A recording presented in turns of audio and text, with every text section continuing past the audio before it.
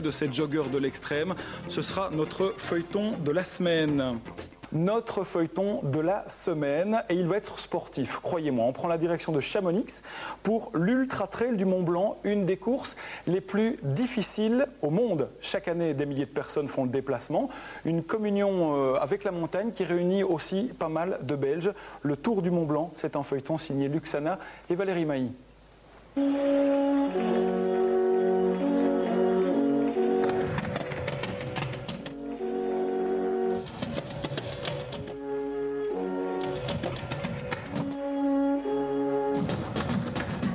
4500 coureurs de l'extrême explorent leurs limites. 2 courses pour y parvenir, l'ultra longue de 98 km ou l'ultra longue de 166 km. Les jambes, mon pied.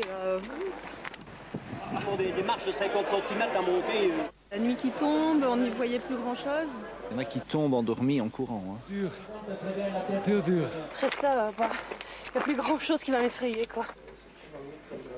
Un mois plus tôt, dans un hôpital de la région liégeoise, Christophe ne pense déjà plus qu'à cette course. Il n'a jamais tenté une aussi longue distance. C'est une volonté d'un peu mieux se connaître, aller au bout de soi-même. Il y a une notion de la gestion de l'effort qui est vraiment très importante aussi, parce qu'on n'est jamais sûr d'y arriver quand on s'aligne au départ d'une course. Intellectuel ou manuel, cette grande aventure autour du Mont Blanc attire tous les profils. Gérald, véritable passionné de course à pied, va tenter aussi l'expérience. Si je ne cours pas, je ne suis pas bien. J'ai pas bon. Après ma journée de travail, j'ai pas bon rentrer chez moi. Il faut que c'est la deuxième ou la troisième chose dans ma vie. Après mon fils et mon boulot.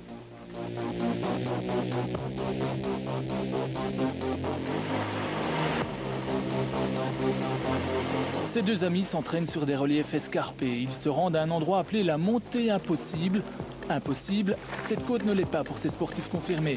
La course autour du Mont Blanc, ce sera une autre paire de manches. Les abandons s'y comptent par centaines. Donc là, il y a 10 personnes qui vont se battre pour la victoire. Et nous, notre victoire sera de passer le portique final, d'arriver au bout.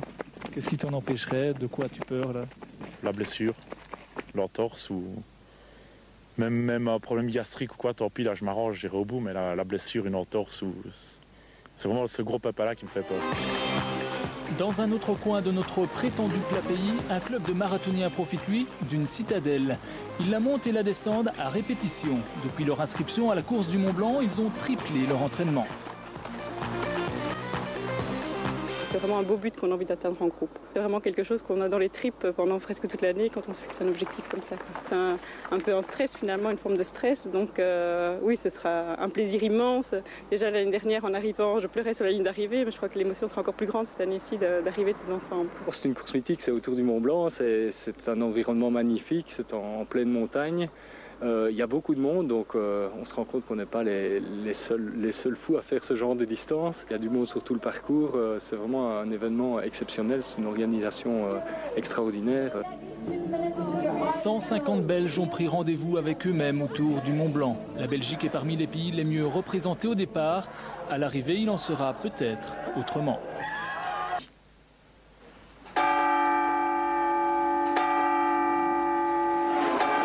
Cet homme représenté au centre de Chamonix est le premier à avoir vaincu le Mont Blanc. À sa suite, des Belges ont rendez-vous avec ce sommet mythique. Ils devront eux le contourner en un minimum de temps. Un défi de taille quand on sait que parmi eux, certains voient la montagne pour la première fois la veille de la course. On est quand même un peu stressé. Ce matin, les jambes étaient déjà un petit peu tremblantes. Ça fait un peu peur, évidemment. Je crois que je vais pas bien dormir cette nuit, ça c'est sûr. C'est une folie, mais une folie contrôlée quand même. Je pense pas que c'est de la folie, parce que donc, surtout sur un trail comme ici, où il y a énormément de bénévoles, énormément de médecins, énormément de kinés, des rapatriements possibles, etc. Donc c'est super bien encadré. Ces coureurs belges vont se mélanger à une cinquantaine d'autres nationalités. Pour s'inscrire, tous ces athlètes ont dû prouver leur état de santé et leur capacité. Ils ont dû réaliser d'autres courses nature de plus de 55 km. Alors obtenir un dossard, c'est déjà une victoire. La couverture de survie, voilà, très bien. Ça c'est pour les ampoules, on ne vous les souhaite pas. Réserve alimentaire, le gobelet. Le matériel obligatoire, c'est lourd à porter, mais c'est une question de survie. On est quand même en montagne, donc c'est un milieu un peu hostile. Il peut faire 25 degrés ici à 1000 mètres, et puis en montagne à minuit, il peut faire 0 degré, il peut peut-être neiger même. Et puis le jour J arrive. Les fous de l'endurance se retrouvent au pied des sommets pour une des épreuves les plus difficiles au monde. Dans quelques minutes, le départ de la course de 98 km va être donné. Derrière moi, 2000 coureurs attendent cet instant parfois depuis plus d'1 an.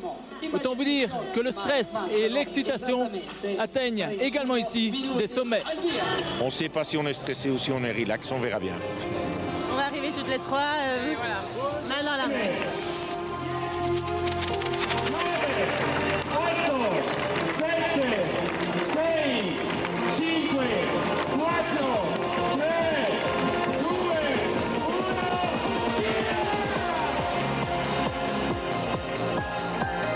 Une avalanche de coureurs déferle dans les rues de Courmayeur. Ils sont partis pour la moins longue des 2 courses, mais les difficultés seront néanmoins nombreuses. Un tiers de ces coureurs, pourtant confirmés, arrêtera avant la ligne d'arrivée à Chamonix.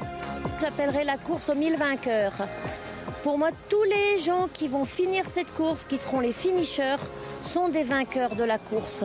C'est pas une course contre les autres, c'est vraiment une course contre les choses, contre la montagne, contre soi surtout, pour pouvoir arriver au bout. Ces coureurs ont 26 heures pour rejoindre la France en passant par la Suisse et 5600 mètres de dénivelé positif.